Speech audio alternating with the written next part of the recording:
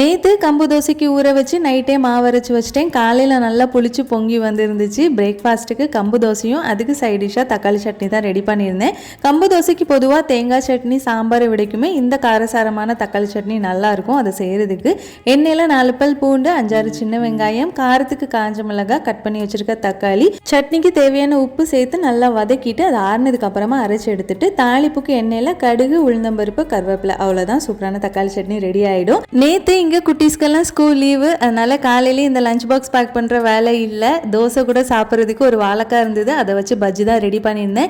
Instant bajji bonda mix தான், அதனால் வேலை ரொம்ப ஈஸியாக முடிஞ்சிருச்சு. உப்பு கூட சேர்க்க வேண்டாம், மாவில் அப்படியே லைட்டாக தண்ணி ஊற்றி பஜ்ஜி சுட்டு எடுத்துட வேண்டியது தான். ஏதாச்சும் எண்ணெய் பலகாரம் ரெடி பண்ணாலே அடுப்பு ஃபுல்லாகவே எண்ணெய் பிசுக்காக தான் இருக்கும். கையோட அதையும் க்ளீன் பண்ணிட்டேன். நம்ம கிச்சனில் வால் ஸ்டிக்கர் போட்டதுக்கு அப்புறமா டைல்ஸை க்ளீன் பண்ணுறது விடைக்கும் இதை க்ளீன் பண்ணுறதுக்கு ரொம்ப ஈஸியாக இருக்குது. லைட்டாக ஈர துணியை வச்சு தொடச்சாலே அழுக்கெல்லாம் அழகாக வலிக்கிட்டு வருது.